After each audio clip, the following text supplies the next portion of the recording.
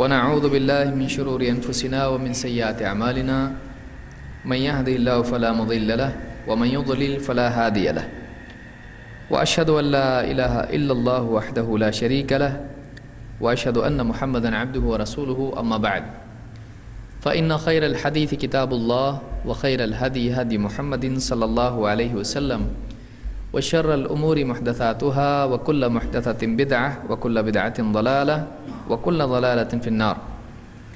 قال الله تبارك وتعالى فاعلم أنه لا إله إلا الله. میرے دینی بھائیوں، یہ ایک سلسلہ جو آج سے جاری ہوا ہے، جو انشاءاللہ ہر 2 مہینوں پر یہ پروگرام، یہ اجتماع، یہ تربیتی کورس ہوگا. اس کا مقصد کیا ہے؟ اس کا مقصد یہ ہے کہ دین کی بنیادی چیزیں، چاہے وہ عقیدے سے متعلق ہوں، عبادات سے متعلق ہوں، اخلاقیات سے متعلق ہوں، آداب سے متعلق ہوں، یا اسی طرح سے دین کے دوسرے شعبے ہیں، ان کی جو بنیادی باتیں ہیں یہ دلیل کے ساتھ ہم سیکھیں. ایک ہوتا ہے ہم بیانات سنتے ہیں، بہت جذبہ دل میں پیدا ہوتا ہے، گھر پہ بیوی پوچھے کیا بولے تو یاد رہتا ہے، ایک آدھ کوئی بات یاد رہتی ہے، ٹھیک ہے، لیکن باقی باتیں بہت بڑا حصہ نکل جاتا ہے. میں سمجھتا ہوں 30% مشکل سے یاد رہتا ہے اور 70% غرق ہو جاتا ہے.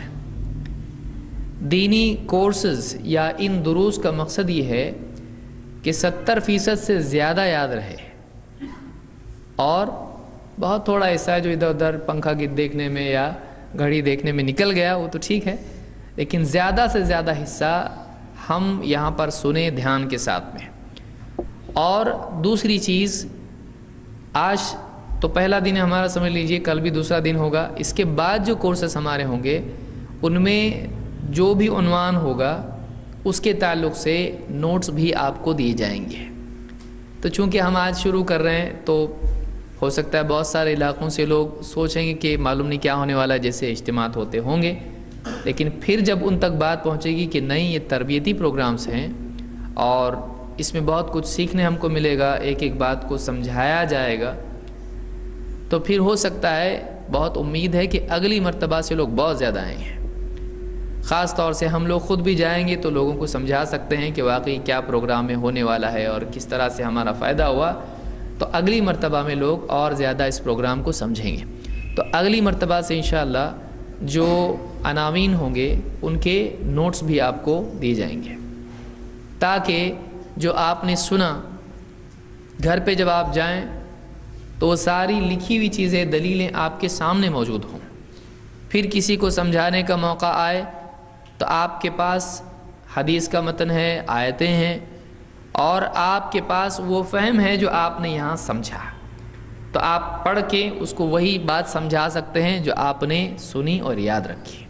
اس اعتبار سے علم اور پختہ ہو جائے گا. اس لیے کہ آدمی بعض اوقات بیانات بہت سنتا رہتا ہے لیکن واقعی علم اس کے پاس جمع نہیں ہوتا ہے. اس کے پاس کیفیات ہوتی ہیں لیکن معلومات نہیں ہوتی ہیں. دیکھیے 2 مصیبتیں ہیں، ایک تو یہ کہ آدمی کے پاس معلومات ہو، کیفیات نہ ہو، دوسرا یہ کہ آدمی کے پاس کیفیات ہوں، معلومات نہ ہو. واقعی صحیح چیز یہ ہے کہ آدمی کے پاس معلومات بھی ہو اور کیفیات بھی ہو. آپ یہود کو دیکھیں گے، یہود کے پاس کیا تھا؟ معلومات، لیکن دل سخت. تقوی، اللہ کی محبت، رسول کی محبت، اور اللہ پر توکل اور خشیت، انابت، اور جتنی صفات ہیں، اچھی صفات جو دل میں ہونا چاہیے، ان سے وہ محروم تھے. اسی لیے اللہ نے فرمایا ثم قست قلوبکم من بعد ذلک، پھر تمہارے دل اس کے بعد سخت ہو گئے. تو ان کے پاس معلومات تھی لیکن ان کے پاس کیا تھی؟ دلوں کی سختی. تو کبھی ایسا ہوتا ہے کہ معلومات ہوتی ہے لیکن کیفیات نہیں ہوتی ہیں. کبھی ایسا ہوتا ہے کہ کیفیات ہوتی ہیں، معلومات نہیں ہوتی ہیں. جیسے آپ دیکھیں گے نصارہ، عیسائی، اللہ کی بہت محبت، اتنی محبت، اتنا ڈر اللہ کا کہ تقویٰ کے نام پر انہوں نے اللہ کی حلال چیزوں کو بھی اپنے اوپر حرام کر لیا. نکاح چھوڑ دیا، حلال کھانے چھوڑ دیے، گھروں میں رہنا چھوڑ کے کہاں نکل گئے، گرجاؤں میں جا کے رہنے لگے، ایک دم تکلیف والی زندگی. کیوں؟ اللہ خوش ہو جائے، اللہ کی محبت میں. قرآن میں اللہ نے بھی سورہ الحدید میں اس کا ذکر کیا ہے، وَرَهْبَانِيَّةً ابْتَدَعُوهَا، انہوں نے رہبانیت اپنی طرف سے ایجاد کر لی. کیوں؟ اللہ کو خوش کرنے کے لیے. تو کیفیت ہے، طلب ہے اللہ کی چاہت ہے، ہم کو اللہ چاہیے، اللہ کی محبت ہے، اللہ کا ڈر ہے، لیکن علم صحیح نہیں، معلومات صحیح نہیں. تو انہوں نے کیا کیا؟ بدعت نکالی. اسی لیے اللہ نے کہا ابتدعوها، انہوں نے اپنی طرف سے بدعت ایجاد کر لی. رہبانیت کا لفظ کہاں سے بنا ہے؟ راہبہ سے، راہب. راہبہ کا مطلب ہوتا ہے ڈرنا، اللہ سے ڈرنے والے ہیں، راہب اس کو کہتے ہیں. لیکن اللہ سے ایسا ڈرنا کچھ فائدہ نہیں دیتا ہے جو آدمی کو بدعات میں مبتلا کرتے ہیں. تو کیفیات ہے لیکن معلومات نہیں.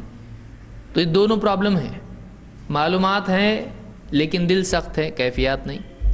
دل بہت نرم ہے لیکن معلومات غلط ہے، تو پھر بدعات پیدا ہو جاتی ہیں. تو دل کی سختی علم کے ساتھ اگر ہے تو بے عملی پیدا ہوتی ہے، اور دل بہت نرم ہے لیکن معلومات نہیں ہے تو بدعات پیدا ہوتی ہے. سمجھ میں آ رہا ہے؟ یہ چیز سمجھ لیں آپ کہ معلومات ہے لیکن دل سخت ہے، تو اس سے کیا پیدا ہوگا؟ بے عملی. اذان سن رہا، نماز نہیں پڑھ رہا، بہت سارے اعمال جانتا ہے، حلال حرام جانتا ہے لیکن پابندی نہیں ہے. کیوں؟ دل سخت ہے. معلوم ہے اس کو لیکن دل سخت ہے، تو آدمی عمل پہ نہیں آتا ہے.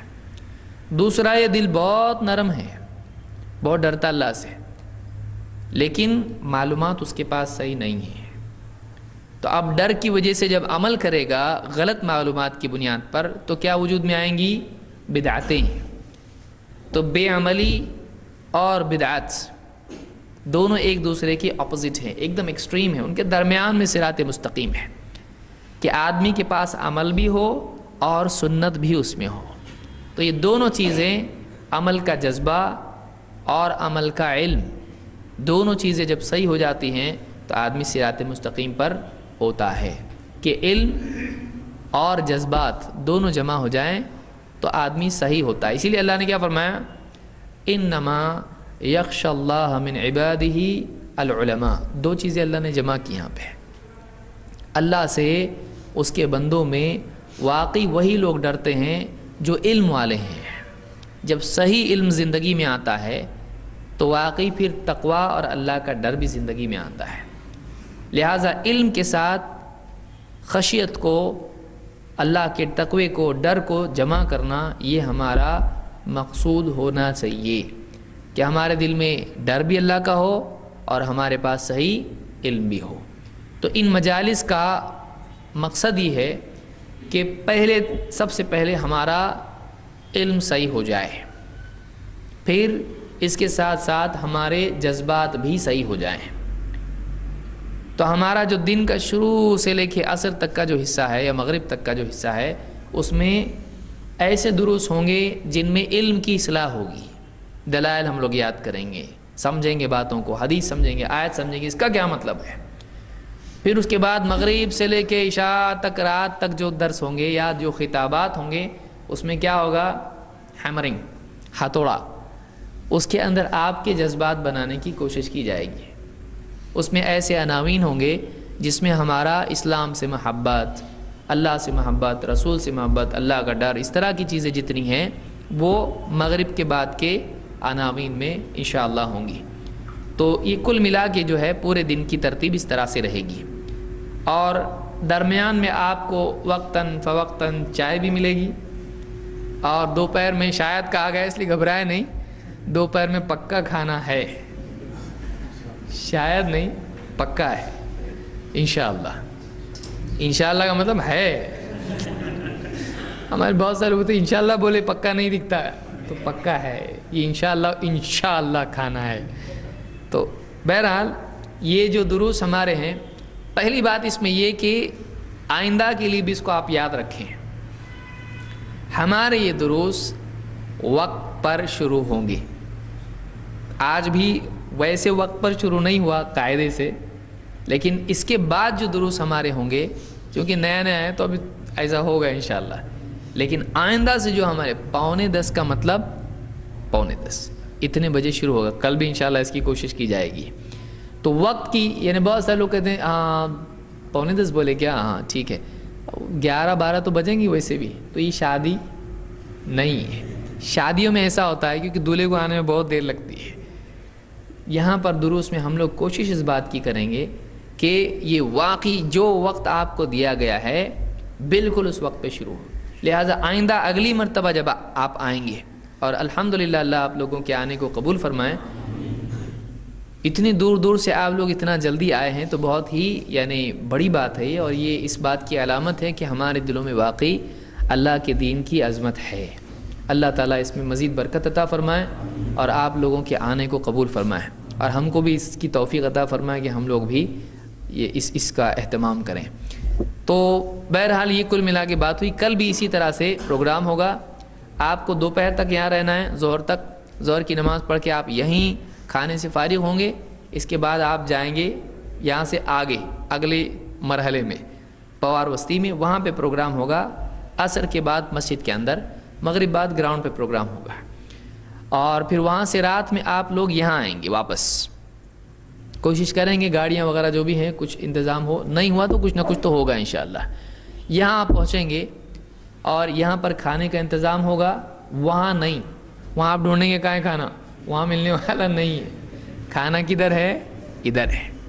تو کھانے کا انتظام یہاں اس لیے کیا گیا ہے، اگر وہاں ہو تو آپ کو نہیں ملے گا، کیونکہ وہاں پبلک اتنی ہوگی کہ آپ لوگوں کے لیے چلنا پھرنا بھی مشکل ہو جائے گا۔ تو یہاں آپ آئیں گے، کیونکہ باہر سے جو بھی مہمان آنے والے ہیں ان کے لیے کھانے کا انتظام یہاں کیا گیا ہے۔ یہاں آپ کھائیں گے، پھر اس کے بعد 2 آپشن آپ کے پاس ہیں، یا تو آپ رات میں یہیں قیام کریں، یا پھر آپ یہاں سے ایروڑا چلیں۔ تو 2 میں سے آپ جیسا بھی مناسب سمجھیں، آپ رکیں یہاں پہ یا وہاں چلیں۔ یہاں رکتے ہیں تو صبح آپ یہاں پر فجر کی نماز پڑھیں گے، اس کے بعد ناشتہ کریں گے ہلکا پھلکا، اور اس کے بعد آپ اقصی مسجد پہنچیں گے۔ اگر آپ ڈائریکٹلی رات میں یہاں سے چلے جاتے وہاں پر تو گھبرائے نہیں، وہاں پہ بھی ناشتہ ہے۔ تو اس طرح سے ترتیب بنی ہے، یہ اس لیے بتا رہا ہوں کہ یہ ہمیشہ کے لیے انشاءاللہ ایسا رہے گا۔ تو اور آپ لوگوں کو سب کو پہلے سے معلوم ہے اس کورس میں کوئی فیس نہیں ہوگی۔ کوئی آدمی ڈرے گا اتنا کھانا پینا بول رہے، کچھ ٹکٹ تو نہیں ہے یہاں پہ؟ تو ٹکٹ وکٹ کچھ ہے یہاں پہ نہیں ہے۔ آپ لوگ آئے، آپ کی خدمت کرنا ہماری سعادت کی چیز ہے، اور ہم لوگ بھی یہ ذہن بنائیں کہ اپنے علاقوں میں بھی جب ہم ایسا کریں کوئی بھی پروگرام تو ایسا ہی کریں، سب مل کے جو بھی ہیں دینی خدمت کے لیے اپنے اپنے اسباب اور وسائل جمع کرنا، اور دین کے لیے جو آنے والے مہمان ہیں ان کی خدمت کرنا، یہ اللہ کے نبی صلی اللہ علیہ وسلم کے مدینے میں ہوتا تھا۔ کوئی گیٹ پہ ٹھہرتا تھا مسجد نبوی کے، ٹکٹ لاؤ، ٹکٹ تمہارا نہیں۔ تو یہی طریقہ ہمارا سارے علاقوں میں ہونا چاہیے۔ اللہ ہم سب کو اس بات کی توفیق عطا فرمائے۔ آپ لوگ کئی علاقوں سے آئے ہو، کوئی شولہ پور سے آئے، کوئی اورنگ آباد سے، بمبئی سے، یہاں سے، سب طرف سے آئے ہیں، تو اس بات کو ذہن میں بٹھائیں کہ اللہ کے دین کے لیے ہم کو جب بھی خرچ کرنا پڑے، چاہے وہ جانے کے اعتبار سے ہو یا لوگ آنے والے ہوں ان کی خدمت کے اعتبار سے ہو، ہم لوگ سب مل کے اس کو کرنا چاہیے۔ اس طرح کے پروگرام آج جیسے پونا میں ہو رہا ہے، ہو سکتا ہے کسی اور علاقے میں ہو، تو ہم لوگ سب مل کے وہاں پر جائیں، بشرطے کہ وہ صحیح منہج والوں کا پروگرام ہو۔ یہ بھی ضروری ہے۔ چلو چلو چلو وہاں پروگرام ہو رہا، کس کا ہو رہا معلوم نہیں، چلو دن کا پروگرام ہو رہا، کبھی نہیں جانا ایسا۔ اور 40 اور 4 اور 3 تو وہاں تو بھول کے بھی نہیں جانا۔ تو صحیح، یہ بھی بہت ضروری ہے، اس کو بھی یاد رکھیں کہ ہم بعض اوقات جذبات میں بہہ جاتے ہیں، اور بولے اللہ کی تو بات ہو رہی نا، علم تو شیطان سے بھی لے سکتے ہیں۔ ارے شیطان سے لے سکتے، کون بولا آپ کو؟ اللہ نے قرآن میں فرمایا ان الشیطان لکم عدو فاتخذوہ عدوا، یہ نہیں کہ شیطان کو استاد بنائے آدمی. ہاں اگر شیطان بھی سچ بات بولے تو جھوٹ نہیں بولیں گے نا، اس کو ہم کیا بولیں گے؟ جھوٹ بولیں گے. اگر وہ صحیح بات بول رہا ہے تو بولیں گے صحیح ہے. لیکن کسی کے ایک صحیح بات بولنے سے اس کو استاد بناتے کیا آپ؟ نہیں بناتے آپ. دونوں میں فرق یاد رکھیں ہمیشہ. کسی کو استاد بنانا اور کسی کی بات صحیح ہے تو صحیح بولنا، دونوں میں زمین آسمان کا فرق ہے. لہٰذا بہت سارے لوگ کہتے ہیں کہ وہ لوگ اگر 10 بات غلط ہے تو 10 بات صحیح بھی تو ہے ان کی، چلو جائیں گے ادھر، ہم صحیح سے ہی لیں گے، غلط غلط چھوڑیں گے. آپ اتنے بڑے عالم ہوتے تو آپ کو وہاں جانے کی ضرورت کیا ہے پھر؟ جب اتنا آپ کے پاس پاور ہے، صحیح صحیح غلط غلط کر سکتے ہیں آپ، تو آپ کو جانے کی ضرورت نہیں، آپ کا ہی بیان رکھتے نا ہم لوگ. انسان دھوکہ کھا جاتا ہے. لہذا صحیح علم ضروری ہے، صرف علم نہیں بلکہ کون سا علم؟ صحیح علم ضروری ہے. اس لیے آج علم کے نام پہ لوگوں نے بہت ساری چیزیں چلا رکھی ہیں. کوئی فضائل کے نام پر غلط غلط واقعات اور غلط غلط عقائد کی چیزیں بیان کر رہا ہے، قرآن و سنت سے ہٹی ہوئی باتیں بیان کر رہا ہے. لوگ سن رہے ہیں، رو رہے ہیں، جھوم رہے ہیں اور ایک دم دل نرم ہو جا رہا ہے. ٹھیک ہے، اس سے وہ فائدہ ہو رہا ہے، لیکن غلط چیز سے بھی فائدہ ہو سکتا ہے، لیکن اس سے وہ چیز صحیح نہیں ہوتی ہے. آپ دیکھیے شیعوں کا، آپ نے دیکھا ہوگا، نہیں دیکھا ہے تو مت دیکھیے. اگر آپ نے دیکھا ہے، جب محرم کا مہینہ آتا ہے اہل بیت کا تذکرہ کر کے ایسا روتے ہیں وہ لوگ کہ ان کو ہم بھی دیکھیں گے تو روئیں گے، ان کو دیکھ کے ہم لوگ روئیں گے، اتنا روتے ہیں. کیوں؟ کس کی محبت میں؟ اہل بیت کی محبت میں. اہل بیت کی محبت اچھی چیز ہے نا؟ ہاں ہے. ان سے محبت کرنا چاہیے. اہل بیت کون؟ نبی صلی اللہ علیہ وسلم کا گھرانہ، آپ کے اہل بیت. کیا ان سے محبت نہیں ہونا چاہیے؟ ہونا چاہیے. ان کو کوئی تکلیف پہنچتی تو ہم کو دکھ ہونا چاہیے. اپنی اولاد کو تکلیف پہنچی، رشتہ داروں کو تکلیف پہنچی تو ہم کو تکلیف ہوتی ہے. اہل بیت اللہ کے رسول صلی اللہ علیہ وسلم کے گھر والے، ان کو اگر تکلیف ہوتی ہے تو ہم کو بھی تکلیف ہونا چاہیے. لیکن جھوٹی جھوٹی باتیں بولتے ہیں وہ لوگ اور صحابہ پہ تان کرتے ہیں، لیکن اہل بیت کی محبت ان کے دلوں میں ہے، تو اس وجہ سے وہ صحیح ہو گئے نہیں. تو جذبات بعض اوقات دل میں غلط بات سے بھی پیدا ہوتے ہیں، لیکن اس سے وہ چیز صحیح ہوتی نہیں. بہت سارے لوگوں کو آپ نے دیکھا ہوگا فلمیں دیکھ رہے ہیں اور رو رہے ہیں، اس کے دکھ میں یہ بھی شریک ہو رہا ہے. ارے وہ ناٹک ہے، وہ تو فلم ہے، وہ ہے نا. خاص طور سے عورتیں بہت روتی ایک دم. اس کو بولیں کیا ہے تو بولے چپ، تو چپ. ان کو رونا آتا. کتنے ہم لوگ بچپن میں دیکھے ہیں، سب معلوم ہے. عورتیں روتی، غم کا کچھ ہو فلم میں، اس کو خود کو معلوم ہے یہ نقلی ہے نا، لیکن نقلی کا بھی اثر ہوتا ہے، اس کو یاد رکھیے.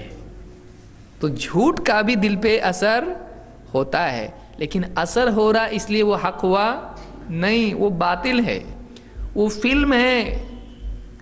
اس میں جو کام کرے سب ڈاکو ہیں وہ لوگ، لیکن وہ ایسا نیک بن کے پیش ہو رہا دکھی کہ اس کو دکھ ہو رہا اس کا. تو یہ یاد رکھیے کہ دل پر اثر ہونے سے کوئی چیز حق ہوتی نہیں. اس لیے کبھی اس دھوکے میں نہیں آنا. ارے وہاں گئے تو بہت دل کو اچھا لگتا، گمراہ ہو جائے گا. دل کے اثرات ہدایت کی دلیل نہیں ہے. ہدایت ہے، حق ہے، چاہے کڑوا ہو. حدیث میں کیا ہے؟ حق بات بول، چاہے وہ کڑوی ہو. کڑوی لگتی تو بھی بول. معلوم ہے کہ حق کڑوا بھی ہوتا ہے. ایک دم میٹھا میٹھا لگ رہا، اچھا ٹھنڈا ٹھنڈا لگ رہا، ایسا نہیں. حق کڑوا بھی ہوتا ہے، تکلیف ہوتی ہے اس سے. لہٰذا اس بات کو ہمیشہ یاد رکھیں کہ ایسی مجالس میں جانے سے بچیں جہاں قرآن و سنت سے ہٹ کے بات ہوتی ہے، چاہے اس سے کتنا بھی اثر کیوں نہ ہو، چاہے اس سے کتنا ہی فائدہ کیوں نہ دکھائی دیتا ہو.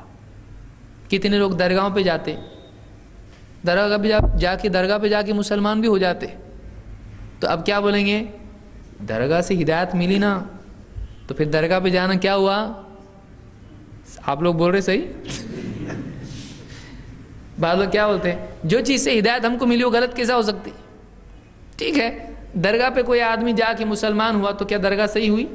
نہیں. تو کسی چیز کے ذریعے سے اگر انسان کو ہدایت ملتی ہے، ضروری نہیں وہ چیز صحیح بھی ہو. مثال کے طور پر ایک آدمی چوری کرا، پولیس نے بہت ماری، اس کو جیل میں لے کے گئی، جیل میں رہا وہاں پہ. اب جیل میں رہ کے بہت سوچا میں نے بہت غلط کیا، میں بہت غلط تھا، یہ ٹھیک ٹھیک ٹھیک، اب اس کے بعد باہر نکل کے سدھر گیا تو کیا کرنا چاہیے؟ چوری کرنا چاہیے؟ چوری کرنے سے فائدہ ہوا نا اس کا، چوری نہیں کرتا تو پولیس پکڑتی نہیں، جیل میں نہیں جاتا، سدھرتا نہیں، تو کیا کرنا چاہیے سدھرنے کے لیے؟ چوری کر کے پکڑے جا کے جیل میں جانا چاہیے، صحیح ہے؟ بعض اوقات ایک غلط چیز بھی انسان کی ہدایت کا ذریعہ بنتی ہے، تو کسی چیز سے ہدایت ملنے سے وہ چیز صحیح نہیں ہو جاتی ہے۔ کسی کے گھر میں اولاد کی وفات ہو جاتی، صدمہ ہوتا، اس صدمے سے آدمی شراب چھوڑ دیتا، سدھر جاتا ہے۔ کبھی ایسا ہوتا کہ کوئی جھگڑا ہو جاتا، اس کے ہاتھ سے کسی کا قتل ہو جاتا، اس کو بہت افسوس ہوتا ہے، بہت نقصان ہوتا ہے، اس کے بعد وہ سدھرتا ہے، ہوتا نا ایسا۔ کبھی جوئے میں سب پیسہ کھو دیتا، ایک دم جب کنگال ہو جاتا تب اس کو عقل آتی، تب سدھرتا ہو، تب اللہ میرے پیسہ دے، کچھ تو دے، ہدایت دے، سدھار میرے کو، اللہ سے دعا کرتا، اللہ ہدایت دیتا۔ تو اس بات کو ہمیشہ یاد رکھیں کہ کسی چیز سے اگر فائدہ ہوتا ہو، ہدایت ملتی ہو، ضروری نہیں کہ وہ چیز صحیح ہو۔ سمجھ میں آ رہا بات؟ یہ بات یاد رکھیں کہ بہت سارے لوگ کہتے ہیں اس چیز سے ہم کو ہدایت ملی، ہم 40 دن گئے تو ہم لوگ سدھر گئے، اس کا مطلب وہ صحیح ہے؟ ضروری نہیں۔ حق سے اگر دیر بھی لگتی ہے سدھرنے میں، تب بھی اسی راستے پر چلنا چاہیے۔ بہت سارے لوگ کیا کرتے ہیں، آ کے ہم کو بولتے ہیں تم لوگ اتنا قرآن پڑھے ہمارا جن نہیں نکلا، درگاہ پہ گئے بابا نے ایک لات مارے سیدھا ہو گیا۔ اب کیا بولیں گے؟ وہ صحیح ہے؟ نہیں، وہ جن چاہتا ہی تھا، وہ تو جاتے ہی نکل گیا۔ کیوں؟ اب میں جب نکل جاؤں گا یہ دیکھے گا کہ یہاں آتے ہی نکل گیا کا مطلب یہ صحیح ہے، تو اب یہ جڑ گیا درگاہ سے، اب میرا کام ہو گیا، میرے کو چھٹی مل گئی ابھی، اب مجھ کو اس کو بھڑکانے کی ضرورت نہیں، خود ہی بھڑک گیا، ابھی یہ خود ہی بگڑ گیا، اب بگاڑنے کی ضرورت نہیں، اب آگے کا کام بابا کریں گے۔ سمجھ میں آ رہی بات؟ یعنی بعض اوقات ایسا ہوتا ہے، اب لوگ کہتے ہیں کہ یار یہ قرآن پڑھنے والے لوگ ہیں، ان سے تو صحیح نہیں ہوا جلدی، لیکن وہ جو ہے فلانا قرآن نہیں، وہ پران پڑھتا ہے، اس کی وجہ سے صحیح ہو گیا، تو اب بتائیے وہ صحیح ہے؟ نہیں۔ تو اس قاعدے کو یاد رکھیں کہ فائدہ ہو جانے سے کوئی چیز صحیح نہیں ہوتی۔ یہ سمجھ میں آ رہی؟ بنیادی باتیں اس کو یاد رکھیے۔ جذبات پیدا ہونے سے کوئی بات حق ہوتی نہیں، اسی طرح سے فائدہ ہونے سے کوئی چیز حق ہوتی نہیں۔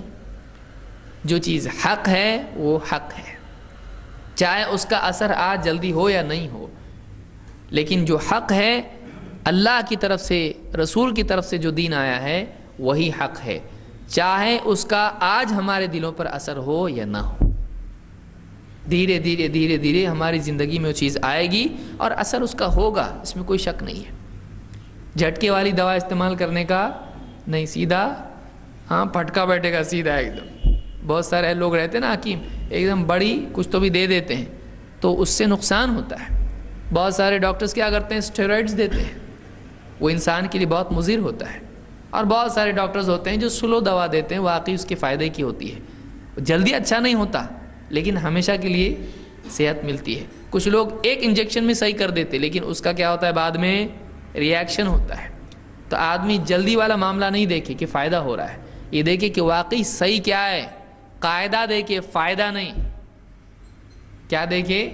قاعدہ، فائدہ نہیں۔ یاد رہیں گی بات؟ یہ پہلی بات سمجھ میں آئی؟ انشاءاللہ ہم آگے بڑھتے ہیں۔ ٹھیک ہے، ہمارا جو عنوان آج کا ہے وہ صحیح عقیدے کی اہمیت کیا ہے اور لا الہ الا اللہ کے تقاضے کیا ہیں۔ یعنی ایک آدمی جب لا الہ الا اللہ کہتا ہے تو اس کے بعد اس کو کن چیزوں کا اہتمام کرنا چاہیے۔ بہت سارے لوگ بولتے ہیں میں لا الہ الا اللہ بولتا نا، پہلے تو وہ صحیح بولتا بھی نہیں، لا الہ الا اللہ، لا الہ الا اللہ، اس کا مطلب کیا ہے اور اس کا تقاضا کیا ہے، یہ کیا چاہتا ہے، عقیدے کے اعتبار سے اس کلمے میں کیا بات بیان ہوئی ہے، یہ ہم کو سمجھنا ہے۔ اللہ تعالیٰ قرآن کریم میں سورہ محمد میں آیت نمبر 19 میں فرماتا ہے فَاعْلَمْ أَنَّهُ لَا إِلَهَ إِلَّا اللَّهُ، اے نبی آپ اس بات کو اچھی طرح جان لو. کیا جان لو؟ انہ لا الہ الا اللہ، کہ اللہ کے سوا کوئی حقیقی معبود نہیں ہے. کس کو جاننے کے لیے کہا جا رہا ہے؟ اللہ کلمہ نبی کو سمجھا رہا. اللہ کے رسول صلی اللہ علیہ وسلم کی دعوت کیا تھی؟ لا الہ الا اللہ کی. اور اللہ کس کو سمجھا رہا ہے؟ اچھے سے جانو کہ کیا ہے؟ اللہ کے سوا کوئی عبادت کے لائق نہیں. معلوم ہوا کہ جب نبی کو اللہ نے اس بات کا حکم دیا کہ آپ اچھی طرح سے اس کا علم حاصل کرو، تو من باب اولا دوسروں کے لیے زیادہ ضروری ہے کہ وہ اس کلمے کو سمجھیں اور اس کلمے کے بارے میں معلوم کریں کہ واقعی کلمہ کیا ہے. اس اعتبار سے اس کلمے کی فضیلت معلوم ہونا چاہیے، اس کی اہمیت معلوم ہونا چاہیے، اس کے معنی معلوم ہونا چاہیے، اس کے تقاضے معلوم ہونا چاہیے. کلمے کی فضیلت کیا ہے؟ اس کا فائدہ کیا ہے؟ اس کی اہمیت کیا ہے؟ اس کے بغیر کام چلتا کہ نہیں چلتا؟ اس کا امپورٹنس کیا ہے؟ پھر اس کا میننگ کیا ہے؟ مطلب کیا ہے اس کلمے کا؟ اور یہ کلمہ ہم سے چاہتا کیا ہے؟ خالی بول دیے لا الہ الا اللہ اور اس کے بعد جیسے کہ ویسے ایسا، یا اس کے بعد کچھ تبدیلی، کچھ اہتمام، کچھ ذمہ داری ہم پر آتی ہے؟ تو کلمہ کا اقرار کرنے کے بعد کیا ذمہ داری ہم پر آتی ہے؟ یہ ساری چیزیں سمجھنا ضروری ہے. آئیے ایک ایک کر کے ہم دیکھتے ہیں. لا الہ الا اللہ کے معنی کیا ہے؟ کون بتائے گا؟ لا کا مطلب کیا؟ لا نہیں. اچھا نہیں. لا الہ کے معنی کیا ہے؟ معبود یا سچا معبود؟ ہاں، معبود برحق یا معبود؟ سوچیے پھر ایک بار. معبود نا؟ کیا معبود برحق؟ صرف معبود یا معبود برحق؟ معبود برحق. اچھا، قرآن کریم میں دوسرے معبود جن کی لوگ عبادت کرتے ہیں ان کے لیے کیا لفظ آیا ہے؟ لو کان فیہما آلہۃ الا اللہ لفسدتا. اگر آسمانوں اور زمین میں کئی معبود برحق یا معبود ہوتے تو ان میں کیا آ جاتا؟ فساد. معبود کے معنی ہوتے ہیں جس کی عبادت کی جائے. سچا ہے کہ جھوٹا بات کی بات ہے، لیکن معبود کے معنی کیا آتے ہیں؟ جس کی عبادت کی جائے. مقتول کس کو کہتے ہیں؟ مقتول جس کا قتل ہوا. تو قتل کا عمل جس کے ساتھ ہو اس کو کیا کہتے ہیں؟ مقتول. تو معبود لفظ کس سے بنا ہے؟ عبادت سے. عبادہ سے معبود بنے گا. تو عبادت کا عمل جس کے ساتھ ہو اس کو کیا کہتے ہیں؟ معبود. اب اگر کوئی آدمی پتھر کی عبادت کرتا ہے تو وہ پتھر اس کا کیا ہوا؟ وہ اس کا معبود ہوا. لیکن حقیقتاً وہ معبود ہے؟ نہیں ہے. دونوں میں فرق ہے. اس نے اس کو اپنا معبود بنایا لیکن واقعی وہ معبود بننے لائق نہیں ہے. یعنی اسی لیے ہم کہتے ہیں حقیقی معبود کون ہے؟ اللہ ہے. اور سارے معبود جتنے بھی وہ کیا ہیں؟ جھوٹے معبود ہیں، سچے معبود نہیں ہیں. تو ہم اس کو معبود لفظ استعمال کر رہے ہیں کہ نہیں کر رہے ہیں؟ اللہ کے سوا جتنے معبود ہیں وہ کیا ہیں؟ سچے کہ جھوٹے؟ تو اگر معبود کے معنی حقیقی معبود ہوتا تو کیسا بولنا پڑے گا؟ اللہ کے سوا جتنے بھی حقیقی معبود ہیں وہ سب جھوٹے ہیں. ارے ایسا کیسا ہوتا؟ تو معبود کے معنی وہ ہوتے ہیں کہ جس کی عبادت کی جائے، لیکن ایک ہی ہے جو سچا معبود ہے اور باقی سارے معبود کیا ہیں؟ جھوٹے معبود، یعنی معبود بننے لائق نہیں ہے. تو یہ مطلب اس کا ہے لا الہ الا اللہ، اللہ کے سوا کوئی حقیقی معبود نہیں ہے. یہ نہیں بولتے ہم لوگ اللہ کے سوا کوئی معبود ہے ہی نہیں، یہ نہیں بولتے ہم. کیونکہ اللہ کے سوا لوگوں نے معبود بنا رکھے ہیں، لیکن وہ سارے معبود کیا ہیں؟ کیونکہ اللہ نے قرآن میں کیا فرمایا؟ انکم وما تعبدون من دون اللہ حسب جہنم، تم اور جن کی تم عبادت کرتے ہو، یعنی تمہارے کون معبود، سب کے سب جہنم کا ایندھن ہے، جہنم کا فیول ہے، جہنم ان سے بھڑکے گی، جہنم ان کو ڈالا جائے گا۔ تو یہ اور ان کے کون معبود، تو وہ جھوٹے معبود ہیں، سچے معبود نہیں ہیں، جتنے بت ہیں وہ جھوٹے معبود ہیں۔ اللہ کے نبی، اس کی فضیلت ہم دیکھتے ہیں، لا الہ الا اللہ کے اقرار کی فضیلت کیا ہے۔ اللہ کے نبی صلی اللہ علیہ وسلم فرماتے ہیں اسعد الناس بشفاعتی یوم القیامہ، میری شفاعت کا قیامت کے دن سب سے زیادہ حقدار کون ہے؟ من قال لا الہ الا اللہ خالصا من قلبہ، جو دل کے اخلاص کے ساتھ لا الہ الا اللہ کا اقرار کرے، سچے دل سے کہے، اخلاص سے، دکھاوے کے لیے نہیں، جان بچانے کے لیے یا لوگوں میں عزت پانے کے لیے، عہدہ پانے کے لیے، یا کسی عورت سے نکاح کرنے کے لیے۔ ایسا بھی ہوتا نا، پیار محبت میں اسلام بھی آ جاتا، تو واقعی یہ اسلام اللہ کے ہاں مقبول نہیں، جو صرف دکھاوے کا ہو اور کسی مفاد کے لیے ہو، کسی مفاد کے لیے ہو، یہ نہیں۔ ہاں ٹھیک ہے، کسی کو کسی لڑکی سے نکاح کرنا ہو اور اس کی وجہ سے اسلام بھی محبوب ہو جائے، یہ اور بات ہے کہ ٹھیک ہے اسلام حق ہے، میں مانتا ہوں، سمجھاؤ مجھ کو، میں مانتا ہوں، لیکن خالص غرض نکاح ہو، اسلام سے کوئی مطلب نہ ہو، نام کا ہو، وہ مقبول نہیں ہے۔ جب تک کہ دل کے اخلاص کے ساتھ اسلام نہیں ہے وہ مقبول ہوگا نہیں۔ اسی لیے اسلام میں زبردستی کر کے بھی فائدہ نہیں، کیونکہ اسلام میں آنا اخلاص کے ساتھ ہونا چاہیے، اللہ کی رضا کے لیے، آخرت کی نجات کے لیے ہونا چاہیے، کسی دنیا فائدہ کے لیے نہیں۔ تو حدیث میں بات ملتی ہے کہ نبی کریم صلی اللہ علیہ وسلم کی شفاعت کا سب سے زیادہ حقدار وہ ہوگا جو دل کے اخلاص کے ساتھ لا الہ الا اللہ کا اقرار کرے۔ گیا ہے، یہ بخاری کی حدیث ہے اور کتاب العلم حدیث نمبر 99 ہے، 99 آپ کو یاد رہ سکتا ہے۔ آگے بڑھیے، اللہ کے رسول صلی اللہ علیہ وسلم فرماتے ہیں فَإِنَّ اللَّهَ قَدْ حَرَّمَ عَلَى النَّارِ مَنْ قَالَ لَا إِلَهَ إِلَّا اللَّهِ يَبْتَغِي بِذَلِكَ وَجْهَ اللَّهِ، یہ بخاری اور مسلم میں حدیث موجود ہے۔ کیا اللہ تعالیٰ نے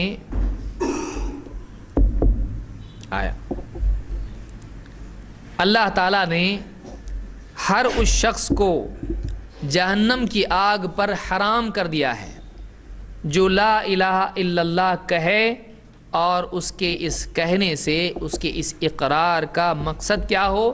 یبتغی بذالک وجہ اللہ، اس کے ذریعے سے وہ اللہ کا چہرہ چاہتا ہو، یعنی اللہ کا دیدار چاہتا ہو۔ جنت میں کیا ہوگا؟ ایمان والوں کو اللہ کا دیدار نصیب ہوگا، اللہ کو دیکھنا نصیب ہوگا۔ تو جو اللہ کی خاطر لا الہ الا اللہ کہے، اس کی فضیلت کیا ہے؟ جہنم پر اللہ اس کو حرام کر دے گا، مطلب وہ جہنم میں نہیں جائے گا۔ تو یہ دوسری حدیث ہوئی۔ اسی طرح سے بزار کی روایت ہے، اللہ کے نبی صلی اللہ علیہ وسلم فرماتے ہیں من قال لا الہ الا اللہ مخلصا دخل الجنہ، جو اخلاص کے ساتھ لا الہ الا اللہ کہے وہ جنت میں داخل ہوگا۔ 3 چیزیں ہم نے دیکھی، 3 فضیلتیں ہیں، کیا کیا ہیں کون بتائے گا؟ اس میں شرط بھی ہے اور اس میں فضل بھی ہے، شرط بھی ہے اور فضیلت بھی ہے۔ 3 حدیثیں ہم نے دیکھی، تینوں میں کیا بات بیان ہوئی؟ نمبر 1 اخلاص، تو اخلاص شرط۔ پہلی فضیلت کیا ملی؟ پہلی بات کیا سامنے آئی؟ نہیں تھے نا آپ لوگ یہاں پہ؟ ہاں، نمبر 1 جو بھی فون پر بات کرے وہ گیٹ کے ایک دم باہر جا کے بات کرے، یہ بہت بڑا ڈسٹربنس ہوتا ہے، آدمی کو لگتا ہے میری آواز نہیں جا رہی ہے، سب معلوم کیا بات کر رہا ہے، بکرا لائے کہ نہیں، وہ چیز کی ہے کہ نہیں، سب سننے آتا ہے. لہٰذا جو بھی فون پہ بات کرے وہ کیا کرے، ایک دم باہر جا کے بات کرے، کیونکہ سیڑھیوں پہ بھی نہیں وہ آواز آتی ہے، یہاں پہ سب معلوم پڑتا ہے کہ بیوی ڈانٹ رہی کہ نہیں ڈانٹ رہی، سب سمجھ میں آئے. تو پہلی چیز جہنم پر وہ حرام ہو جائے گا اگر اخلاص کے ساتھ کلمہ اگر پڑھتا ہے تو. دو، اللہ کے نبی صلی اللہ علیہ وسلم کی شفاعت. نمبر تین، وہ تو اللہ کے دیدار کی خاطر پڑھ رہا ہے، وہ شرط ہوئی، مقصود اس کا اللہ ہے، فضیلت جنت میں جائے گا، نبی صلی اللہ علیہ وسلم کی شفاعت نصیب ہوگی. ایک پہلی حدیث. دو، جہنم پر حرام. تین، جنت میں داخلہ. ترتیب سمجھ میں آ رہی ہے؟ قیامت کے دن نبی صلی اللہ علیہ وسلم کی سفارش نصیب ہوگی، اخلاص کے ساتھ کلمہ پڑھا. دو، جہنم سے محفوظ رہے گا. تین، جنت میں جائے گا. تو قیامت میں، حشر میں، پھر جہنم سے، پھر جنت میں، یہ تین چیزیں یاد رکھنے کی ہے. اخلاص کے ساتھ کلمے کے اقرار کی یہ فضیلت ہے. ٹھیک ہے، آگے بڑھتے ہیں. اب آئیے ہم دیکھتے ہیں کہ لا الہ الا اللہ کا اقرار کرنے کے بعد کیا ضروری ہو جاتا ہے. یہ بہت ضروری ہے کہ واقعی مطلب اس کا تقاضا کیا ہے. جب کہا جائے کہ فلاں کا تقاضا یہ ہے، جیسے ہم کہیں کہ کوئی آدمی اگر کہیں کمپنی میں جاب کرتا ہے، وہاں پہ اس نے اپنے آپ کا، جس کو ایڈمیشن بولیں گے، یا وہاں پہ گیا ہے کام کے لیے، فارم بھر کے شریک شامل ہو گیا کمپنی میں. اب وہاں پہ اس کو کام کرنا پڑے گا اگر تنخواہ چاہیے تو. یا جیسے نکاح کرتا ہے آدمی تو کیا بولتا، بہت خوشی خوشی کیا بولتا، الحمدللہ قبول کیا میں نے، گیا کام سے. مظلوم فیڈریشن میں داخل ہو جاتا ہو. اب قبول بولنے کے بعد میں بول سکتا بس قبول تو اور کیا ہے، نہیں کا کچھ بھی نہیں ہے، ایسا بول سکتا ہے؟ نہیں. اس کے بعد اس پر بیوی کا خرچ ہوتا کہ نہیں؟ کیا بول سکتا تیرے باپ کی ذمہ داری ہے؟ بول سکتا نہیں. اب وہ بولے گی باپ کی نہیں، آپ کی ذمہ داری ہے. اب کیا ہو گیا، ذمہ داری پہلے ماں باپ پر تھی، اب ذمہ داری بیوی کی کس پر آ گئی؟ شوہر کے اوپر آ گئی. تو کچھ چینج ہوتا ہے. قبول بولنے کے بعد نکاح میں بھی کچھ چیزیں اس پر کیا ہو جاتی ہیں، عائد ہو جاتی ہیں، اس کی رسپانسبلٹیز بڑھ جاتی ہیں. تو صرف قبول جملہ نہیں ہے، اس کے بعد ذمہ داریاں اپنے آپ اس پر آ جاتی ہیں. بچہ اسکول میں گیا، ایڈمیشن لیا، اور اسکول نہیں جا رہا، پڑھ رہا نہیں، ہوم ورک نہیں کر رہا، یونیفارم نہیں پہن رہا، اسکول سے کیا کر دیں گے اس کو، گھر پہ جاؤ آپ. ماں باپ بولیں گے یار ایڈمیشن لیے نا، تو بولیں گے ایڈمیشن لیے آپ نے، لیکن ایڈمیشن فارم پڑے گا آپ نے، ٹائم پہ آنا پڑے گا، یونیفارم پہننا پڑے گا، اور ایگزام دینا پڑے گا، پڑھائی کرنی پڑے گی، ہوم ورک کرنا پڑے گا، ٹیچر کی بات ماننی پڑے گی، اور پڑھائی کے دوران آپ میدان میں گھوم نہیں سکتے ہیلی کاپٹر کی طرح. آواز کم کر، تھوڑا کم کرتا آواز، تو اور کم. ایڈمیشن اسکول میں لینے کے بعد میں بچے کے اوپر اور ماں باپ پر بھی، آج کل تو ماں باپ پہ بچے سے زیادہ ذمہ داریاں ہو جاتی ہیں. ہر مہینے میٹنگ میں آنا پڑے گا، اور اتنا فیس دینی پڑے گی، اتنا یہ کرنا پڑے گا، آپ کو بھی پڑھا لکھا ہونا پڑے گا. جیک اینڈ جل ماں باپ کو بھی یاد رہتا پورا، بلکہ بچے سے اچھا ماں باپ پڑھتے ہیں. تو ماں باپ پہ ذمہ داری آ گئی، بچے پہ ذمہ داری آ گئی. تو صرف ایڈمیشن فارم بھر دیا میں نے کافی ہو گیا بول سکتا کوئی نہیں، بلکہ اس کے بعد وہ ساری چیزیں اس کو کرنی پڑیں گی جو اس کا تقاضا ہے. سمجھ میں آیا؟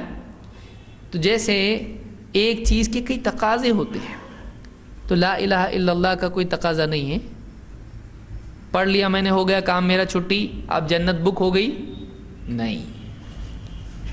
یہ پڑھنے کے بعد کیا کیا کرنا ضروری ہے، یہ ہم کو دیکھنا ضروری ہے. آئیے دیکھتے ہیں وہ کیا کیا چیزیں. نمبر 1، 5 چیزیں ہم دیکھیں گے.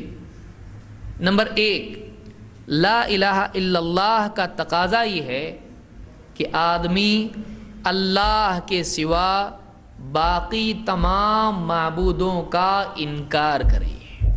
یہ پہلا تقاضا. کیوں کلمہ شروع کیسا ہوتا؟ لا. لا کے معنی کیا ہے؟ لا نہیں. یہ عربی والا لا ہے، اردو والا نہیں ہے. یہ ہوٹل میں بیٹھ کے لا کا مطلب کیا ہے؟ نو، نہیں. لا الہ الا اللہ، کوئی معبود برحق نہیں سوائے اللہ کے. تو کلمے میں دو ٹکڑے ہیں، ایک انکار والا، ایک اقرار والا، ایک نو والا، ایک یس والا، ایک نہیں والا، ایک ہاں والا. نہیں کس کے لیے ہے؟ دیکھیے معبود کا ایک مقام ہے، وہ مقام سب سے چھین کے کس کو دینا؟ اللہ کو. سب کو وہاں سے ہٹانا اور اللہ کو مقام دینا، اس کا نام توحید ہے. تو کلمہ ہم سے یہ چاہتا ہے، لا الہ الا اللہ ہم سے یہ چاہتا ہے کہ ہم سارے لوگوں سے، چاہے وہ انبیاء ہوں، اولیاء ہوں، چاہے وہ سورج چاند ستارے ہوں، پیڑ پودے ہوں، چاہے اپنا نفس ہو، سب لوگ سب کے لیے اس مقام کا انکار کریں. کوئی بھی معبود بننے لائق نہیں ہے سوائے اللہ کے. تو اس کا تقاضا یہ ہے، لا الہ الا اللہ کے اقرار کا تقاضا یہ ہے کہ آدمی معبود کا مقام سب سے چھین کے کس کو دے؟ سب کی نفی کر کے کس کے لیے اقرار کرے؟ تو پہلا چیز یہ ہے کہ اللہ کے سوا باقی تمام کا انکار کرے معبود ہونے کی حیثیت سے. انکار کرے کا مطلب کیا یہ بھی سمجھ لیجئے. جیسے کیا عیسائی حضرات عیسیٰ علیہ السلام کی عبادت کرتے کہ نہیں؟ کرتے ہیں. عیسیٰ بلکہ ان کی والدہ حضرت مریم کی بھی عبادت کرتے وہ لوگ. وہ بھی ایسی ٹھہری ہے، یہ بھی ان کے سامنے ایسا ٹھہرتے. وہ بھی پریئر کرتے، میری مدر میری. تو اس دعا مانگتے ہیں حضرت مریم سے. کیتھلکس میں عام طور سے ہوتا ہے. تو اب کیا عیسیٰ علیہ السلام کا انکار کرنا ہے؟ انکار تو ہے نا. اللہ کے سوا باقی جتنے ان کا کیا کرنا ہے؟ انکار. تو عیسیٰ علیہ السلام کا بھی کیا کرنے کا ہے نا؟ نہیں. ہاں. تو عیسیٰ علیہ السلام کا اقرار کرنا ہے یا انکار؟ اقرار بھی کرنا ہے اور انکار بھی کرنا ہے. یہ کیسا اقرار بھی کرنا، انکار بھی کیسا؟ ہاں، معبود کے اعتبار سے انکار، لیکن رسول ہونے کے اعتبار سے اقرار. سمجھ میں آئی بات؟ کہ اللہ کے سوا جتنے بھی ہیں ان کے معبود ہونے کا انکار کیا جائے اور ایک اللہ کے معبود ہونے کا اقرار کیا جائے. سمجھ میں آیا؟ تو لا الہ الا اللہ کا پہلا تقاضا یہ ہے کہ ہم اللہ کے سوا باقی سارے معبود جو بنائے ہوئے ہیں، حقیقی معبود نہیں ہیں، ان کے معبود ہونے کا کیا کریں؟ اقرار کے انکار؟ انکار.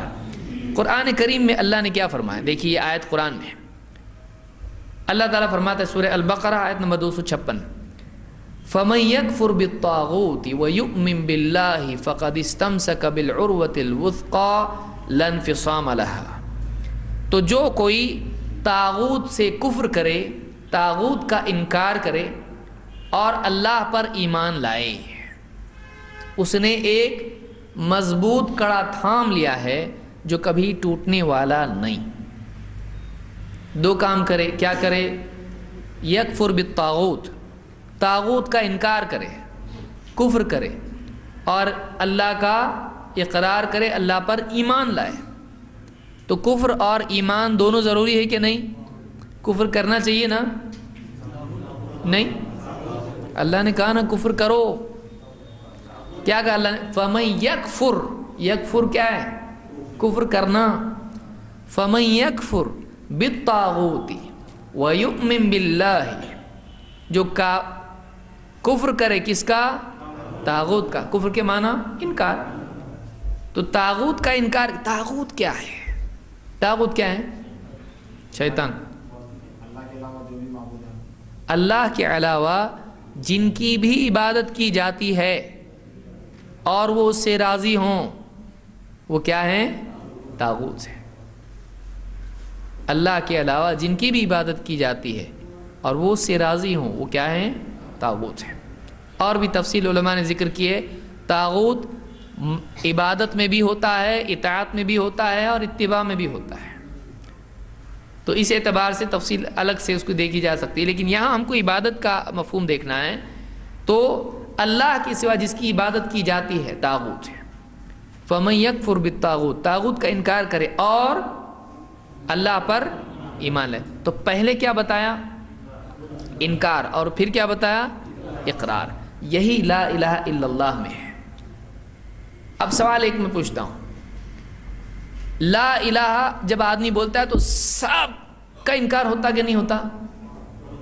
ہے نا کہ نہیں؟ دیکھیے ہاں، اچھا ابھی اس کو اس طرح سوچیں گے ہم لوگ واپس سے۔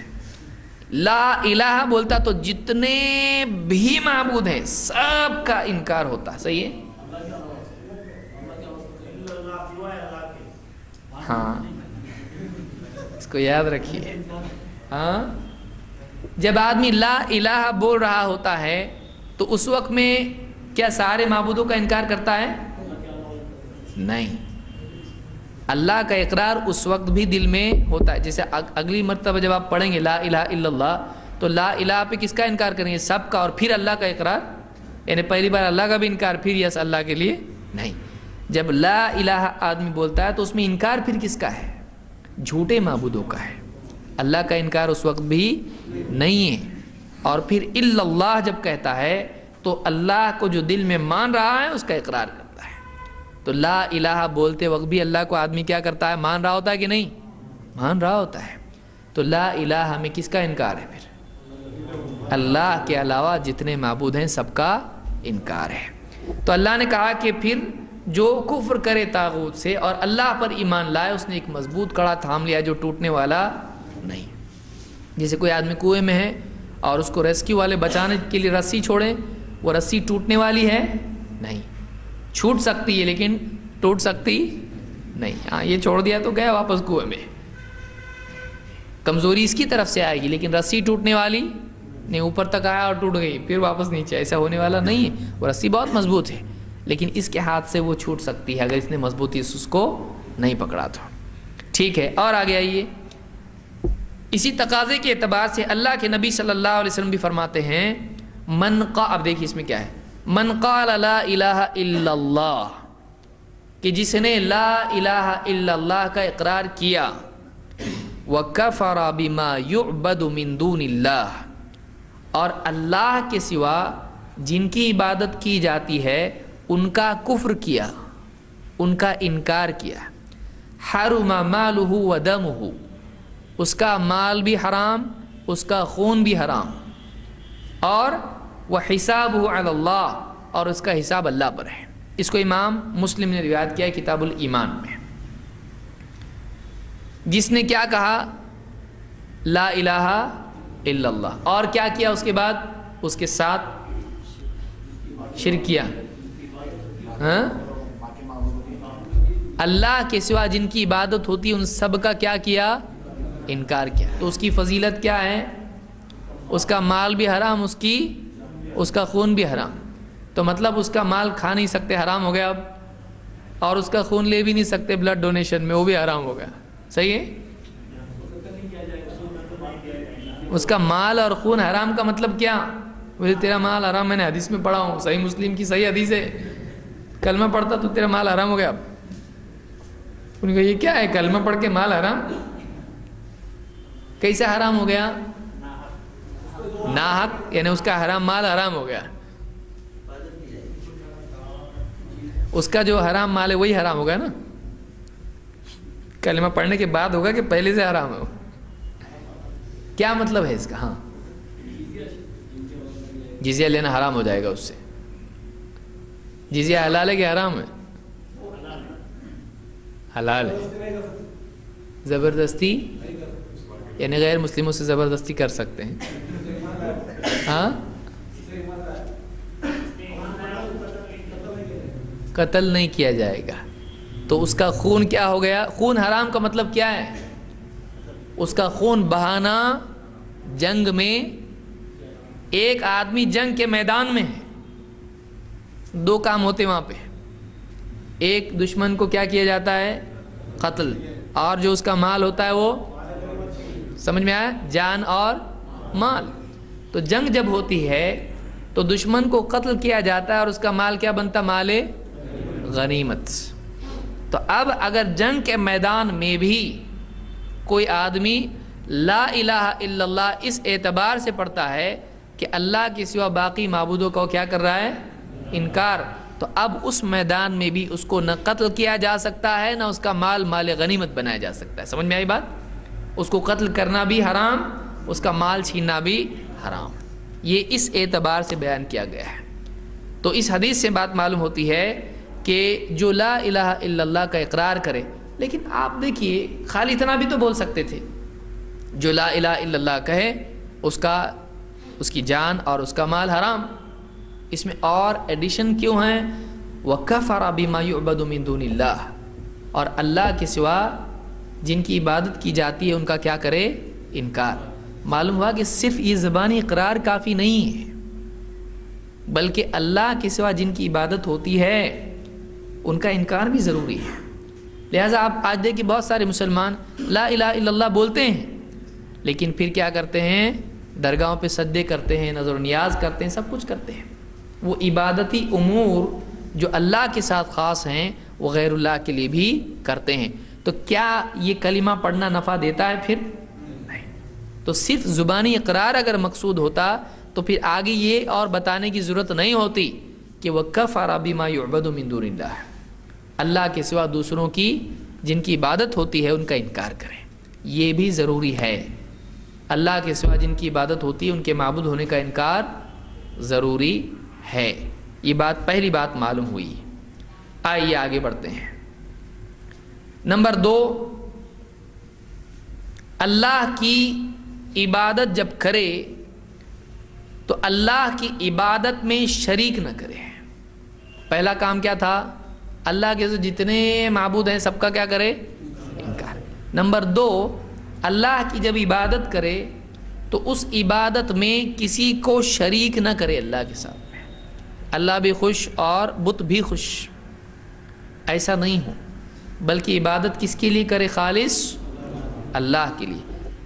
جیسے حضرت لقمان کا قول قرآن میں اللہ نے ذکر کیا، وَإِذْ قَالَ لُقْمَانُ لِابْنِهِ وَهُوَ يَعِظُهُ يَا بُنَيَّ لَا تُشْرِكْ بِاللَّهِ إِنَّ الشِّرْكَ لَظُلْمٌ عَظِيمٌ، سورہ لقمان آیت نمبر 13۔ اللہ نے فرمایا، اور جب لقمان اپنے بیٹے کو نصیحت کر رہے تھے انہوں نے کہا، حضرت لقمان کون تھے؟ نبی تھے کہ رسول؟ ایک انسان تھے، وہ ایک غلام تھے، لیکن اللہ نے ان کو بہت حکمت دی تھی۔ معلوم ہوا کہ دیکھیے غلام کو بھی حکمت مل سکتی ہے اسلام میں، یعنی آزاد بڑے خاندان کا ضروری نہیں، ایک انسان جو کسی چھوٹے خاندان کا ہو، غریب گھر کا ہو، غلام ہو، اس کو بھی علم و حکمت مل سکتی ہے، بشرطے کہ اس کے پاس ایمان و تقوی ہو۔ تو اللہ نے فرمایا کہ لقمان اپنے بیٹے کو نصیحت کر رہے تھے اور کہا نصیحت میں، اے میرے بیٹے، یا بنی لا تشرک باللہ، اللہ کے ساتھ شرک مت کرنا، اللہ کے ساتھ شرک مت کرنا۔ کیوں؟ ان الشرک لظلم عظیم، شرک ظلم عظیم ہے، بہت سنگین ظلم ہے، بھیانک ظلم ہے، چھوٹا موٹا ظلم نہیں ہے، بہت بڑا ظلم ہے۔ تو اس سے معلوم یہ ہوا کہ شرک کا تعلق کس سے ہوتا ہے؟ رسول سے، قرآن سے، کس سے؟ لا تشرک باللہ۔ اور کفر کا تعلق، کفر اور شرک میں فرق ہے کہ دونوں ایک ہی ہیں؟ فرق ہے، کیا فرق ہے؟ دونوں ایک ہی ہے نا؟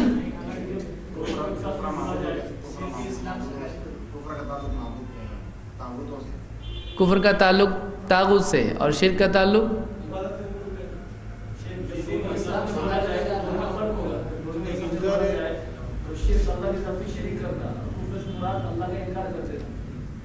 لیکن جب دونوں کو الگ الگ بولا جائے گا تو شرک سے مراد کفر بھی ہے شرک بھی ہے اور شرک سے مراد شرک بھی اور کفر بھی ہے. صحیح. بہت سارے لوگ تو سنے بھی نہیں ہوں گے. ہاں ہم اس کے لیے نہیں آئے. بہت ڈینجر بہت ڈیپ جا رہے ہیں آپ لوگ. تو دونوں ایک ہے کہ الگ ہیں؟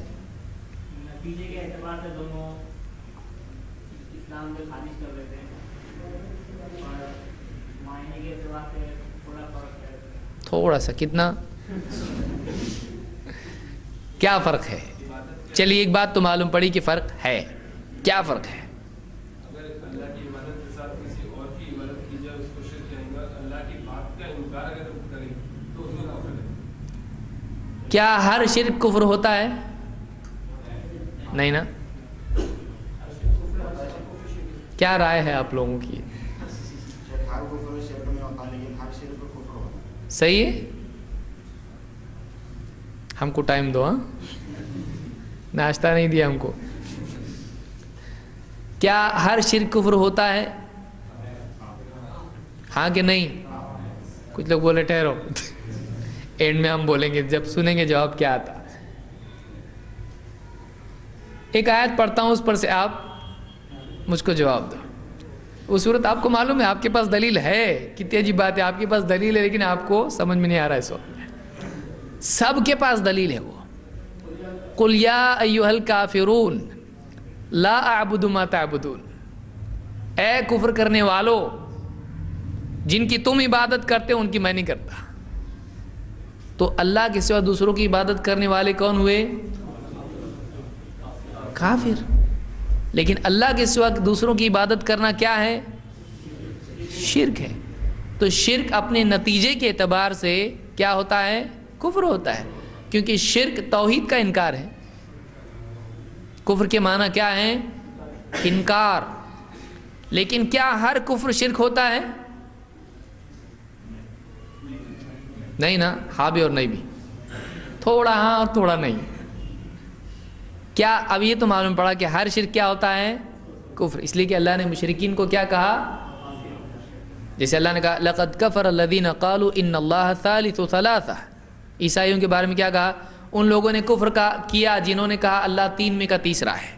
تو یہ کیا ہے؟ شرک نہیں ہے. لیکن اللہ نے کیا کہا؟ اس کو کفر کیا انہوں نے. تو شرک کیا ہوتا ہے؟ کفر ہوتا ہے. لیکن کیا ہر کفر شرک ہوتا ہے؟ شرک کی طرف لے جانے والا ہوتا ہے. اچھا یہ گاڑی میں یعنی شرک کی بیٹھا ہوا ہے وہ. ٹھیک ہے. نہیں. کیا ہر کفر شرک ہوتا ہے؟ کچھ لوگ بول رہے ہیں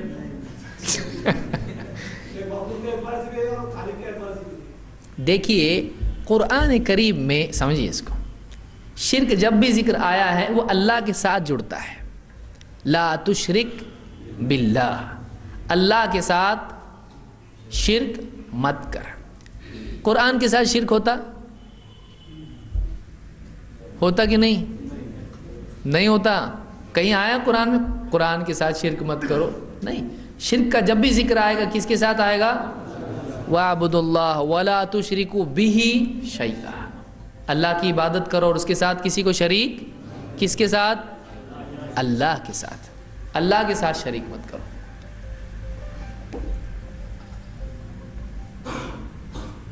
تو شرک اللہ کے ساتھ ہوتا ہے. لیکن کفر رسول کا بھی ہو سکتا ہے. رسول کا انکار کر دیا, کسی ایک آیت کا انکار کر دیا, یہ کیا شرک ہے کہ کفر ہے؟ تو اب سمجھ میں آپ کا شرک نہیں ہے کفر ہے, یعنی فرق ہے. تو انکار کفر ہوتا ہے لیکن ایسوسیٹ کرنا, شریک کرنا شرک ہوتا ہے. تو انکار کو کیا کہیں گے؟ آخرت کا انکار شرک ہے. کیا ہے؟ تو انکار کفر ہوتا ہے اور کفر کا تعلق ایمان کے کسی بھی رکن سے ہو سکتا ہے. اللہ کا انکار, فرشتوں کا انکار, رسولوں کا, کتابوں کا, آخرت کے دن کا, تقدیر کا انکار کفر. لیکن شرک کس سے جڑتا ہے؟ صرف اللہ سے جڑتا ہے. سمجھ میں آیا؟ آخرت کے ساتھ شرک کرتا ہے یہ آدمی, بولتا کوئی تو شرک کا تعلق آخرت سے نہیں ہوتا ہے. یہ قرآن کے ساتھ شرک کرتا ہے نہیں, یہ فرشتوں کے ساتھ شرک کرتا ہے نہیں, شرک کا تعلق کس سے ہوگا؟ اللہ سے. سمجھا؟ تو لقمان نے اپنے بیٹے سے کہا یا بنی لا تشرک باللہ ان الشرک لظلم عظیم. شرک بہت بھاری ظلم ہے. شرک ظلم کیوں ہے؟ کیونکہ اس نے خود اپنے نفس پر ظلم کیا. یعنی شرک ظلم اس لیے ہے کہ آدمی نے اپنے اوپر ظلم کیا. صحیح نہیں. چلو ایک انکار آ گیا. ہاں ظلم اس لیے ہے کہ تم نے اللہ تعالیٰ جو حقیقی معبود ہے اس کی جگہ کسی اور کو دے دی. تو تم نے جو ظلم کا ڈیفینیشن یہ ہوتا ہے کہ کسی چیز کو اس کی حقیقی جگہ سے اٹھا کے کہیں اور رکھ دینا.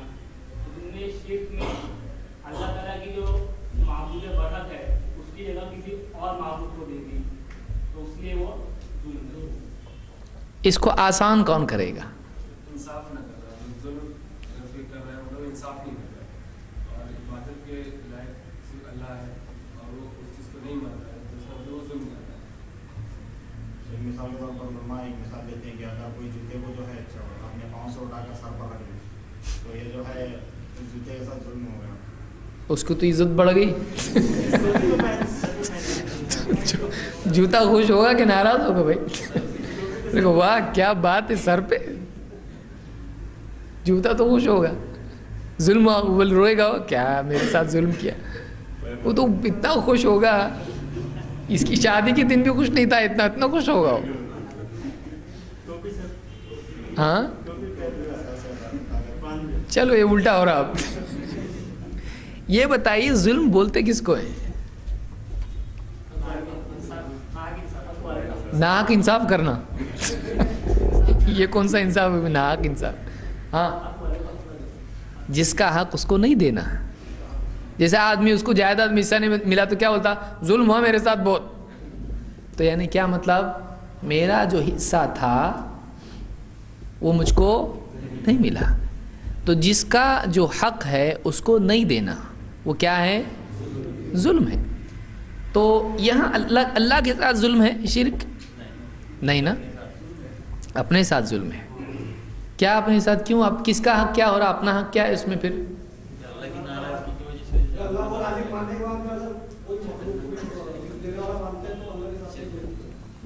ایک حدیث میں سناتا ہوں, اس سے تھوڑا آپ میرے کو واپس سے سمجھاؤ. اللہ کے نبی صلی اللہ علیہ وسلم حضرت معاذ کے ساتھ سوار تھے. آپ نے کہا اے معاذ جانتا ہے اللہ کا بندوں پر کیا حق ہے اور بندوں کا اللہ پر کیا حق ہے؟ کہا کہ اللہ اور اس کا رسول بہتر جانتے ہیں. آپ نے کیا کہا جواب میں؟ اللہ کا حق بندوں پر یہ ہے کہ بندے اللہ کی عبادت کریں اور اس کے ساتھ کسی کو شریک نہ کریں. یہ کیا ہے اللہ کا. اب اگر شرک کر رہا ہے تو کس کا حق ضائع کر رہا ہے؟ تو کس کے معاملے میں ظلم ہوا؟ سمجھ میں آیا؟ تو شرک کس کے ساتھ ظلم ہے؟ اللہ کے ساتھ ظلم ہے, اللہ کے معاملے میں ظلم ہے. اسی لیے شرک کے بارے میں یہ نہیں کہا صرف ظلم ہے, کیا کہا؟ ان الشرک لظلم عظیم وهو العلی العظیم. اللہ عظمت والا ہے. اب چھوٹے کے ساتھ ظلم چھوٹا ظلم, بڑے کے ساتھ ظلم, تو اللہ کے معاملے میں ظلم بہت سنگین ظلم ہے, کیونکہ اللہ کا حق ہے کہ اللہ کی عبادت کی جائے. اب عبادت اللہ کے ساتھ کسی اور کے لیے کرے تو اللہ کا حق کس کو دیا؟ غیر کو. تو وہ کس کے معاملے میں ظلم ہوا؟ تو شرک اللہ کے ساتھ ظلم ہے, اس لیے اتنا بہت ڈینجر ہے وہ, اس لیے اللہ اس کو معاف نہیں کرے گا. اللہ اس کو معاف نہیں کرے گا, اس لیے کہ وہ چھوٹا موٹا گناہ نہیں ہے, وہ اللہ کے خلاف بغاوت ہے. تو شرک کے بارے میں بات معلوم ہے. تو شرک نہیں کرنا, لا الہ الا اللہ کے تقاضوں میں سے پہلا تو یہ کہ اللہ کے سوا جتنے معبود ہیں ان کے معبود ہونے کا کیا کرے؟ انکار. دو, اپنی عملی زندگی میں کبھی اللہ کی عبادت میں شرک نہ کرے. یہ دوسری چیز سمجھی؟ چلیے آگے بڑھتے ہیں, اور بھی دلائل ہیں لیکن یہ کافی ہے. نمبر 3, اللہ کی عبادت اللہ کے لیے کرے. دیکھیے ایک صورت یہ ہے کہ ایک آدمی درگاہ پہ سجدہ نہیں کرے، ٹھیک ہے، یہ بچ گیا شرک سے۔ ایک آدمی درگاہ پہ جا کے سجدے کر رہا، ان سے دعائیں کر رہا، تو کیا کر رہا اللہ کے ساتھ؟ کیوں؟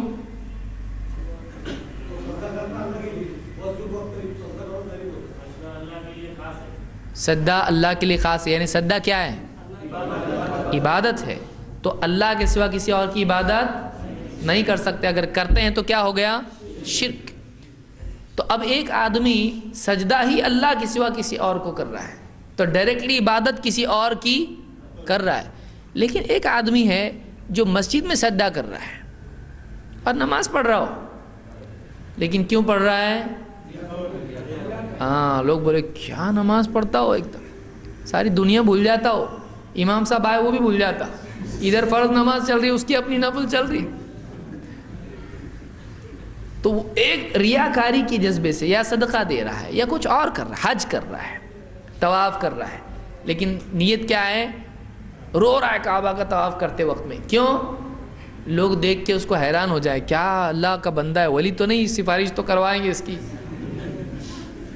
تو ایک آدمی ریا کے جذبے سے شہرت کے لیے اللہ کی عبادت کرے، وہ سجدہ کسی اور کو نہیں کر رہا ہے، وہ طواف کسی درگاہ کا نہیں کر رہا ہے، لیکن اس کا مقصود دل میں کیا ہے؟ شہرت، کہ وہ مقام اللہ کے ہاں بنانے کی بجائے مخلوق کے دل میں بنانے کی کوشش کرے، وہ اجر، ثنا، عزت اللہ سے حاصل کرنے کی بجائے کس سے چاہے؟ بندوں سے۔ اس کو کیا کہتے ہیں؟ ریا۔ ریا کے معنی کیا ہے؟ ریا رآ سے، رآ کے معنی دیکھنا، دکھاوے کے لیے عمل کرنا ہے، لوگوں کو دکھانا تاکہ لوگ کیا کریں؟ واہ واہی کریں، یعنی اس کی تعریف کریں، اس کو ہو کیا بڑا ہے، بہت بھاری ہے، ان کے پاس مقام بنا ہے، ان کی تعریف کے لیے عمل کریں۔ یہ جائز ہے؟ لوگوں کو عمل دکھانا جائز ہے؟ چھپ کے نماز پڑھنے کا نہ فرض نہیں، دل میں پڑھنے کا کون ہے وہ؟ یہاں بھی ہے، ہاں اپنے پاس بھی ہے دل والے۔ کہاں پڑھنے کا نماز؟ دل میں، مسجد میں، تو دیکھتے لوگ پھر لوگوں کو دکھانے کے لیے عمل نہیں کرنا چاہیے۔ اب استاد اگر آپ گھر پہ بچے کو نماز پڑھائیں گے، سکھائیں گے، تو آپ دکھائیں گے اس کو کہ نہیں؟ پھر لوگوں کو دکھانا منع ہے نا، سکھانا الگ ہے اور دکھانا الگ ہے، تو بغیر دکھائے سکھائیں گے آپ؟ انما الاعمال بالنیات، دلیل بھی آ رہی، لیکن کیا لوگوں کو عمل دکھانا غلط ہے؟ دکھانا غلط نہیں ہے، لیکن اللہ کے لیے عمل دکھا سکتے، یا لوگوں کو خوشنودی کے لیے یا لوگوں کو دکھاوے کے لیے نیت اگر یہ ہے، نیت صحیح ہونی چاہیے۔ تعلیم کے لیے دکھانا غلط نہیں، ترغیب کے لیے دکھانا غلط نہیں ہے، لیکن دکھاوا اس لیے ہو کہ لوگوں کی تعریف حاصل کرے، شہرت ملے، مال ملے، عہدہ ملے، مقام ملے، تو یہ چیز پانے کے لیے دکھانا اچھا نہیں۔ لیکن استاد اگر شاگرد کو نماز پڑھ کے دکھا رہا ہے وَصَلُّوا كَمَا رَأَيْتُمُونِي أُصَلِّي، تو یہ غلط نہیں ہے دکھانا، کیونکہ وہ دکھا رہا کس لیے؟ تاکہ یہ سیکھیں، سکھانے کے لیے دکھانا اچھا ہے، برا نہیں، لیکن تعریف کے لیے دکھانا یا کسی اور دنیوی غرض کے لیے دکھانا اچھا نہیں ہے۔ تو اللہ تعالیٰ فرماتا ہے فَاعْبُدِ اللَّهَ مُخْلِصًا لَهُ الدِّينَ أَلَا لِلَّهِ الدِّينُ الْخَالِصُ، اللہ کی عبادت کر، اپنی عبادت کو اسی کے لیے خالص کرتے ہوئے، اللہ کی عبادت کر، یہ ہوا پہلا کام، کسی اور کی نہیں، کس کی؟ لیکن وہ کیسے؟ اخلاص کے ساتھ، اسی کے لیے اپنی عبادت خالص کرتے ہوئے۔ معلوم ہوا کہ اللہ کی عبادت کرنا، اللہ کے لیے اللہ کی عبادت کرنا، یہ توحید ہے۔ اللہ کی عبادت کس کے لیے کرنا؟ تو لا الہ الا اللہ کا تقاضا یہ بھی ہے کہ ایک انسان اللہ کی عبادت کرے تو اللہ کے لیے کرے، اگر ریا کرتا ہے تو یہ توحید میں کیا ہے؟ کمی ہے، اور یہ بھی ایک شرک کی ایک شکل ہے۔ اسی لیے حدیث میں اس کو کیا کہا گیا ہے؟ شرک اصغر، چھوٹا شرک، اور شرک خفی، سیکرٹ شرک، چھپا ہوا شرک، تو وہ بھی شرک ہی ہے۔ تو ریا سے بھی آدمی بچے۔ اسی لیے حدیث میں اللہ کے نبی صلی اللہ علیہ وسلم فرماتے ہیں کہ اللہ تعالیٰ فرماتا ہے قال اللہ تبارک و تعالی انا اغنى الشرکاء یعنی شرک، میں سارے شریکوں میں سب سے مستغنی شریک ہوں، مجھ کو نہیں چاہیے، مستغنی ہوں، میں پارٹنروں سے غنی ہوں۔ من عمل عملا اشرک فیہ معی غیری ترکتہ وشرکہ، جو کوئی ایسا عمل کرے جس میں میرے ساتھ کسی کو شریک کرے تو میں اس کو بھی چھوڑ دیتا ہوں، اس کے شریک کو بھی چھوڑ دیتا ہوں۔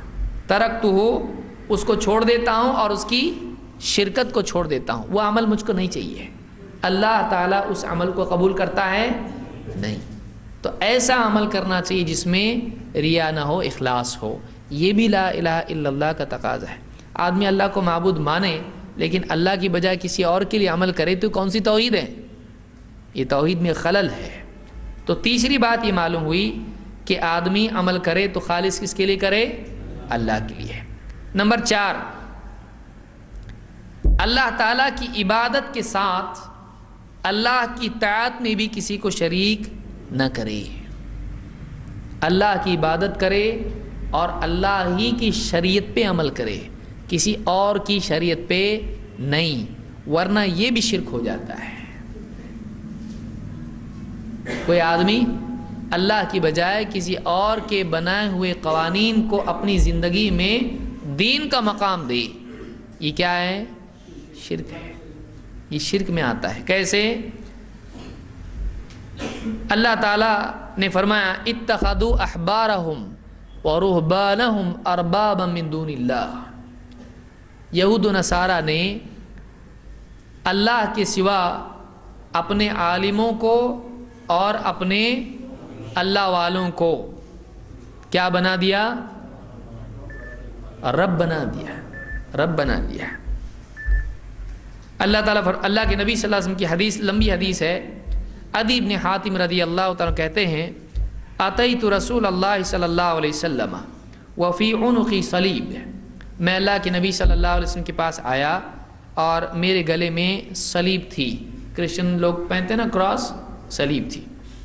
فقال یا عدی القی هذا الوثن من عنقک، اے عدی اپنے گلے سے یہ عنق سے کیا کر، یہ صلیب، یہ وثن معبود بت نکال کے پھینک۔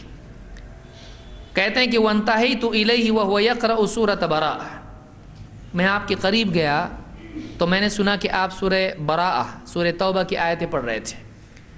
حتی اتی علی ہذہ الآیہ، یہاں تک کہ پڑھتے پڑھتے وہ آپ صلی اللہ علیہ وسلم اس آیت پر پہنچے، اتخذوا احبارہم ورہبانہم اربابا من دون اللہ، ان لوگوں نے، یہود و نصارہ نے اپنے احبار اور رہبان کو، عالموں کو اور درویشوں کو، عابدوں کو اللہ کے سوا اپنا رب بنا لیا۔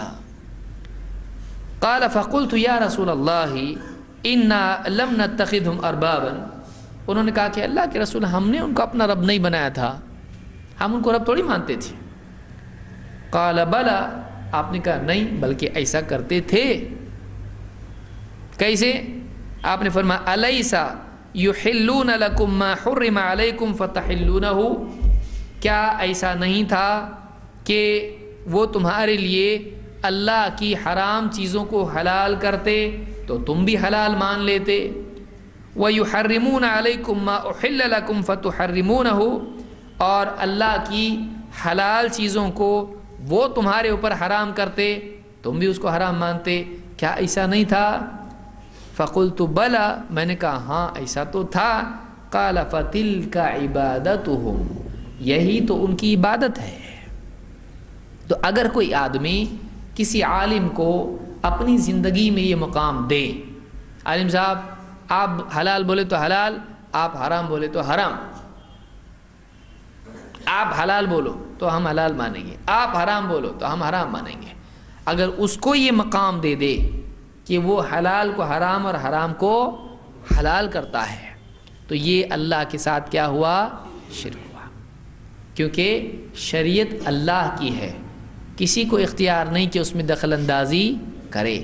اللہ کی حلال کو کوئی حرام نہیں کر سکتا اور اللہ کے حرام کو کوئی حلال نہیں کر سکتا۔ اب آپ ان لوگوں کے حال پہ غور کریں جو کہتے ہیں رفع الیدین سنت ہے لیکن ہم حنفی ہیں اس لیے ہم رفع الیدین نہیں کر سکتے. ہمارے لیے کیا ہو گیا؟ وہ تو سنت ہے لیکن کیا ہو گیا؟ حرام. تو حلال کو حرام نہیں کر سکتے، سنت کو حرام کر سکتے. آپ سوچئے زیادہ سخت ہے یہ تو، کیونکہ حلال پہ ثواب نہیں ہوتا ہے لیکن سنت پہ ثواب ہوتا ہے. تو یہ شرک کی قسموں میں سے ہے. اگر کوئی آدمی عالم کو یہ اختیار دیتا ہے تو یہ کیا ہے؟ شرک ہے. اللہ ہم سب کی حفاظت فرمائے.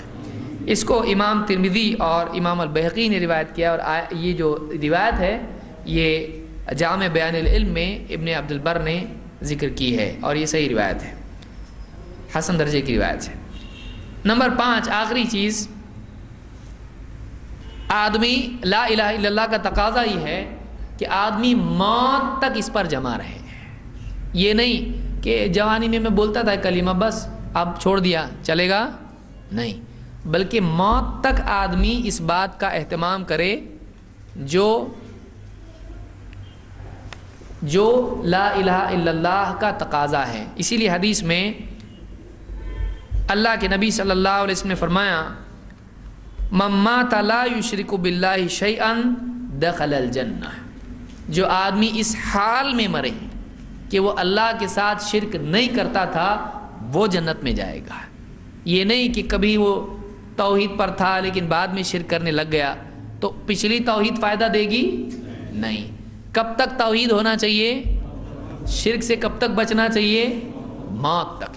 اسی لیے اللہ نے فرمایا وَاعْبُدْ رَبَّكَ حَتَّى يَأْتِيَكَ الْيَقِينُ. اپنے رب کی عبادت کرتا رہ یہاں تک کہ تجھ کو یقین آ جائے. مطلب یقین سے مراد کیا ہے؟ یقینی چیز جس کو اللہ کو نہیں ماننے والے بھی مانتے ہیں، وہ کیا ہے؟ موت ہے. یہ نہیں یقین آ گیا ہم کو، اب تک عبادت کرنے کا حکم تھا، اب یقین آنے کے بعد شریعت، طریقت، حقیقت، مصیبت، اب ہمارے اوپر کوئی عبادت نہیں کیونکہ ہم کو یقین آ گیا، اب ہم عبادت چھوڑ دیے. بابا کو یقین آ گیا ہے، یہاں وہ یقین مراد نہیں ہے. یہاں یقین سے مراد یقینی چیز یعنی موت ہے. یعنی موت تک اللہ کی عبادت کرنا ضروری ہے. یہ لا الہ الا اللہ کا تقاضا ہے. یہ نہیں کہ کبھی کبھار عبادت کر لیا، جوانی میں عبادت کرتا تھا، بچپن میں بہت تہجد پڑھتا تھا میں، بعد میں نہیں پڑھ رہا چلے گا، نہیں. لا الہ الا اللہ کا تقاضا یہ ہے کہ موت تک اللہ کی عبادت کرتا رہے اور شرک سے بچتا رہے. تو کتنی چیزیں دیکھی ہم نے، کون بتائے گا؟ 5. پہلی 5 یاد ہے، باقی یاد نہیں. ہاں نمبر 1 طاغوت کا، آپ شارٹ میں بول سکتے، طاغوت کا انکار. 2 شرک سے پرہیز. 3 اخلاص. 4 شریعت میں شرک نہیں، یعنی احکام میں عبادت کے ساتھ طاعت کس کی؟ اللہ کی. عبادت میں فرما برداری بھی آتا ہے، یہ نہیں کہ خالی نماز پڑھ رہے اور فرما برداری دوسرے کی کر رہے، نہیں، بابا کا غلام نہیں، بلکہ عبادت کے ساتھ طاعت بھی کس کی ہونا چاہیے؟ اللہ کی. پھر رسول کی سنت، رسول کی بھی ہے لیکن رسول کس کی پہنچاتے ہیں؟ تو اصل طاعت کس کی ہے؟ لیکن رسول کی کیوں مانتے ہیں؟ کہ اللہ نے بولا مانو، اور وہ اللہ کی پہنچاتے ہیں، اپنی بولتے ہیں نہیں. وَمَا يَنْطِقُ عَنِ الْهَوَىٰ إِنْ هُوَ إِلَّا وَحْيٌ يُوحَىٰ. اور نمبر 5 موت تک اس پر جمنا، یہ نہیں کہ کبھی کبھار کر لیا، موت تک اللہ کی عبادت کرنا، شرک سے بچنا. یہ کیا ہے؟ لا الہ الا اللہ کے تقاضے. اللہ ہم سب کو اس کا اہتمام کرنے کی توفیق عطا فرمائے. چائے کا وقفہ ہو گیا ہے، چائے پی لیں، اور جلدی سے جتنا جلدی ہوتا ہے 11:30 بجے اگلا ہمارا سیشن یا درس شروع ہو جائے گا. اس لیے یہاں وہاں جا کے بیڑی تمباکو بالکل نہیں، آج بھی نہیں اور کبھی بھی نہیں.